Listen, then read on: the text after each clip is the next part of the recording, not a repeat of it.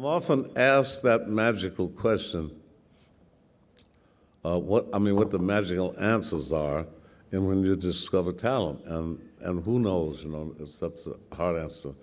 And I always reply, if you can tell if they got it, if you know exactly who they are in the first 20 seconds of their record. Because you have to call up and say, who was that singing, and you got a rough time. But maybe for the first time, but most great singers, you recognize them in the first 15 and 20 seconds. And what I see in artists, though, can't easily be described other than to say it's about intuition and love. And there's also an enthusiasm that only happens when I see someone who's original. That came through loud and clear with Michael Jackson.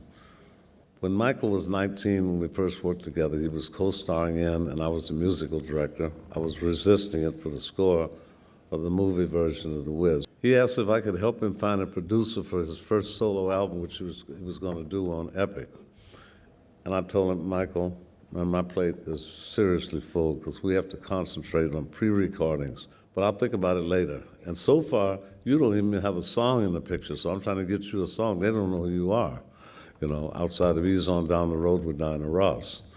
So as we rehearsed the musical numbers up in this hotel in Brooklyn, Sidney Lumet's blocking the scene with the principals, I could start to see Michael learning everybody's lines, and he knew everybody's dance steps, and he had the makeup 5 hours every morning, but he didn't miss a thing. I've never seen a mind sharp in my life. And I saw, because everybody said nobody can make him any bigger than he already is. I felt a lot of things inside that nobody had heard before, untapped vocal equipment that could take him even much further. So we took a shot. And part of his role for the Scarecrow, he'd pull out little pieces of paper and say da-da-da-da-da-da-da-da-da, Confucius, da-da-da-da-da, Kierkegaard, Plato, etc. And I remember in one of the other rehearsals, he pulled out another piece and said blah, blah, blah, blah, blah, blah, Socrates. What the hell is Socrates? After 3 grades of Socrates, no one corrected him, Diana or the director. Because Diana's usually first, but she straightens you out quick. And I pulled him aside and whispered to him, I said, Michael, I think before it becomes a habit, I think you should know that the man's name is pronounced Socrates, not Socrates. And he opened his eyes, and innocent as he could be, he said, really? I said, really, yeah, it's Socrates. And right then and there I said, I think I'd like to take a shot at producing your new record, because I felt something else in him that I didn't feel before. So he told the executives at the record company and his managers, Freddie DeMann and Ron Weisner, that they wanted me to produce the album. Everybody at the company said, no way. Black and white executives said, no way. Gamble & Hush should do it. Quincy's too jazzy. He's just only done 18 hits with Leslie Gorman and Brothers Johnson. What does he know about that genre? But Blacklist managers, they wouldn't take no for an answer, and I told Michael, don't worry about it, man, we'll be fine, Fortunately for us, the executives finally caved in, and up to that point, Michael's most emotional moment was Ben. He was singing about a love affair with a rat. So I knew I had a lot of room to play with then. So I steered him to a lot of songs like She's Out of My Life, which I was saving for Sinatra. And he cried at the end of it every time, and so I just left it on the record, the crying, because it was a very real emotion, And we had to find some stuff with more songs with content and about living creatures with 2 legs, instead of rodents. And the result was off the wall, an album that featured Rock With You, She's Out of My Life, and Don't Stop Till You Get Enough. And it was the biggest black album in the history at that time, and they were freaked out. It saved everybody's jobs that said he can't do it and everything else. And I love to be underestimated. I love it. 3 years later, we recorded our next album, Thriller, and its impact, it was beyond our wildest expectations. We did it fast, $569,000, and became the biggest selling album in the history of music, selling anywhere between, we still don't know, 67 to 104 million albums. We still can't find out. This was pre-RIAA. Anyone who says they figured out how to make records that sell more than 50 million records is lying and smoking Kool-Aid.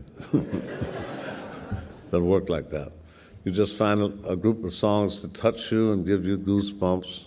That's why I go by my goosebumps. I don't need survey groups or anything like that, and let the rest take care of itself. I remember getting this call from Bob Pittman in 1980. He was the top executive at Warner's Communications, and he said, "Quincy, I think people want to see music as much as they want to hear it." I said, "I didn't know what you was talking about." So he started to describe this idea that, a new idea is a new idea, and I'm always turned on when we get out of the box. And Steve Ross, he believed, he could see around the corner. He said, "Go do it, man." And a few years later, Steve asked me, "Q, what's the next Michael Jackson record you're releasing?"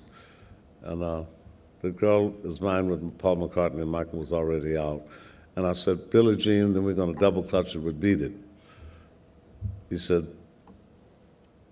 "Bob, that goes on MTV next week." It's the first time a black artist was ever on MTV. The next year, we put out the single, Thriller.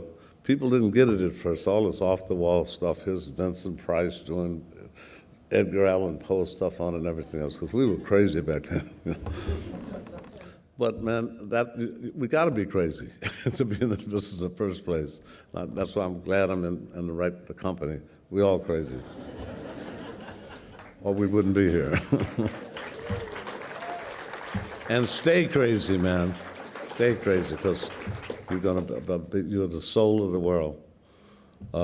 They were in uproar, and they quickly got into it. The album, after being out 13 or 14 months, went up to 1.5 million copies a week in sales for 4 months, which was #1 for 37 weeks. And it freaked me out because I was worried about Michael, because in June of '84, People magazine did a cover on him with no interview. He didn't do interviews. The next week, they did another cover on him with no interviews. And the third week, an interview in the whole issue about him and no interviews. And I think Mike kind of snapped him there a little bit, and it can, because if you're not spiritually grounded, it's a strange animal. You got to be ready for success, boy. Because it's, you think you deserve it, all that adulation, all that money, or you think you don't deserve it and you're fooling everybody. MTV changed the music business, and Michael and MTV would not have been able to do what they did without each other. They rode each other to glory, both of them, in a big way. I adore him. He's touched by God. And when as I said before, when he was making Thriller, we bonded and became very, very, very close friends.